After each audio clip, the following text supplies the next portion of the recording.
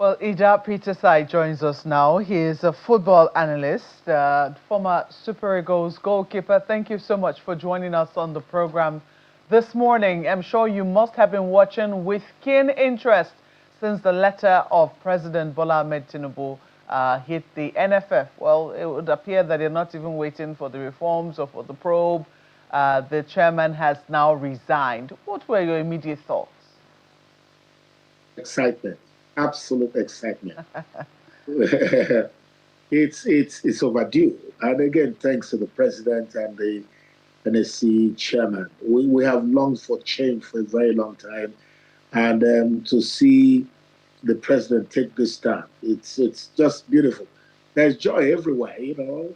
When a man leaves a position like this, if he's done well, people should be complaining and regretting why he's leaving. We've had four years of disaster. And I wouldn't say because I tried to contest. One of the reasons I wanted to come in was because we saw those loopholes. I wanted to bring change.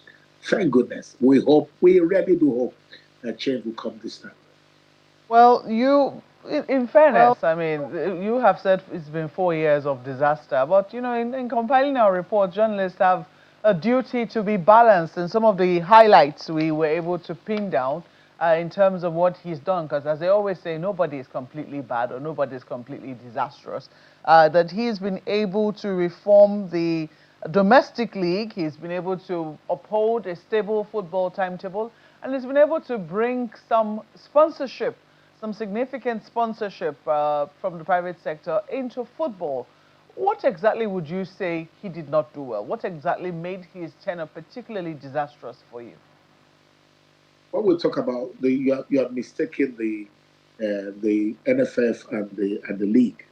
The league has a different leadership where Legbele runs, and for me, I think he should come as an interim NFF president because singularly he's brought change to the league.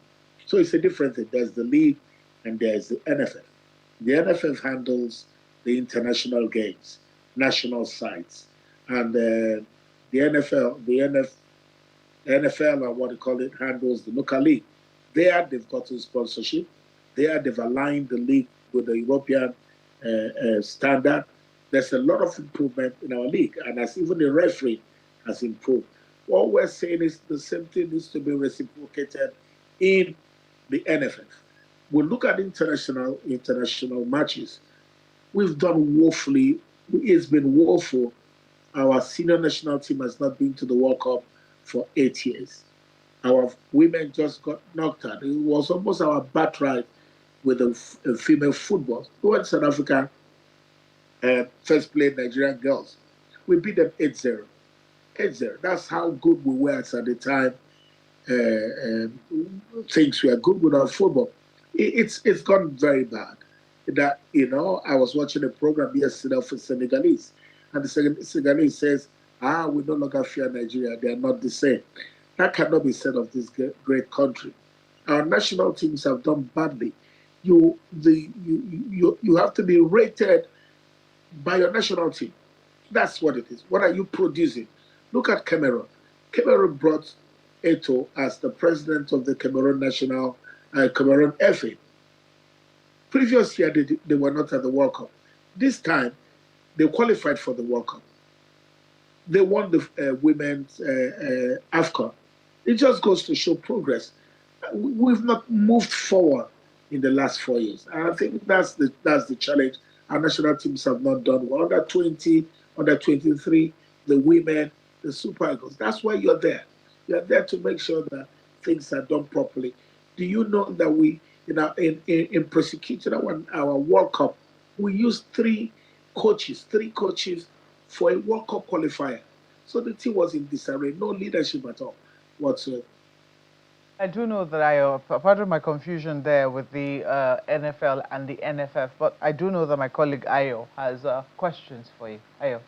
Well, thank you, Markwe. Even add to that another lexicon, the NFA. Earlier this morning, Peterside, Segun Odegbami was saying that as far as he's concerned, the NFF is an illegal nomenclature to the law, that the one that is there is the NFA, and consequently and that has had a significant impact on the governance structure of footballing in Nigeria. What are your thoughts on that, and how impactful is that for you in administration of football in Nigeria? There are technicalities when it concerns the NFF, FA. You know, one they say it's an illegal entity, one says it's legal. It was registered as NFA or registered as NFF. For me, these are just technicalities. What we're talking about is leadership. Now, my people have a proverb: take goat, tie rope; take rope, tie goat. Not the same. So you just need somebody that is honest. It has to start with integrity. Someone with integrity to say, why am I here? What is my responsibility here? Perhaps the issue there, my apologies for butting in, Mr. Professor. Perhaps the issue here is, as you said, it is a function of leadership. But then there's also those who believe that you can't build something on nothing. If it doesn't exist, to use Mr. Wike's words, if it didn't dare, it didn't dare. If there is nothing there, then there is nothing to be built on it. So maybe that is why that is essential, and you may want to speak to that subsequently. But there is another issue, and that's the fact that we need to even understand, give us an understanding. Why does Nigeria fail to qualify for a tournament that we have 4 years to plan for? It still beats the imagination of any Nigerians as far as I'm concerned. We have 4 years to qualify for the World Cup. And then immediately after the one World Cup, we seem to go to sleep until there is an emergency somewhere. What, in your opinion, informs that? You should be able to tell us, okay, these are the things, these are the reasons that we have this delay. Is it a function of bureaucracy? What exactly is the problem here?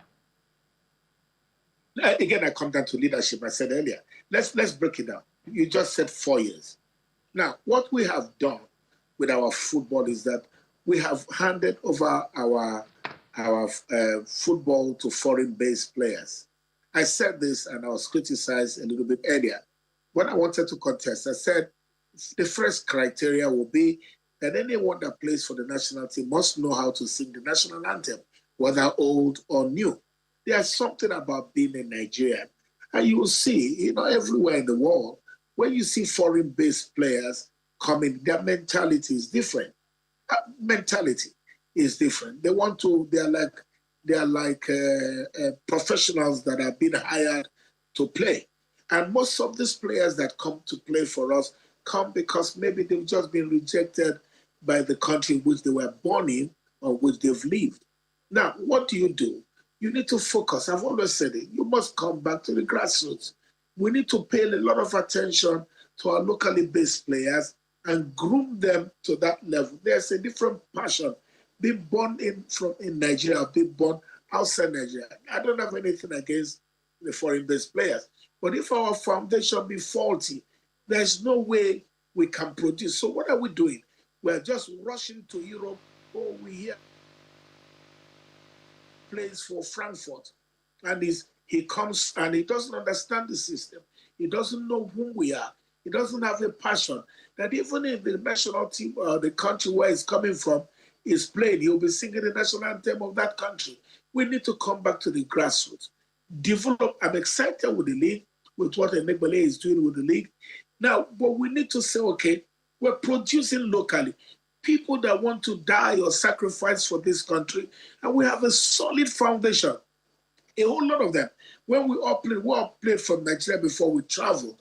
And you need to get back there. When you see how desperate these players want to play, you build from that foundation. We don't have a youth system that produces. I just told you, our under 23 is not qualified, under 20 is out of the championship, under 16. Why? Attention is not being paid to these players that should develop to the national level. So you see, so we're not producing. When we get to the top, we don't have production. We don't have people that will produce. Stephen Keshi changed the status quo. Yes? How hopeful, sorry to jump in there, but how hopeful are you that the convention coming up in September can change the tide for the NFF? It will not hold. It will not hold. It doesn't have to hold. We have to rejig our football. There's a meeting happening 10 o'clock. today, I suppose. They would meet to decide the way forward. There's no leadership in Nigerian football anymore as I speak. Therefore, no one has the right to call for a meeting, except there's an acting secretary. They will have a meeting today, and they will normally have a normalization committee, a group of people that will run the football while decisions are being taken to see when the next election. Only the Congress, again I say, only the Congress can make decisions for Nigerian football. Therefore, the Congress should be meeting, as the information I got, by 10 o'clock. And they will, lay out a blueprint of the next election. It will be too early to call for an election now.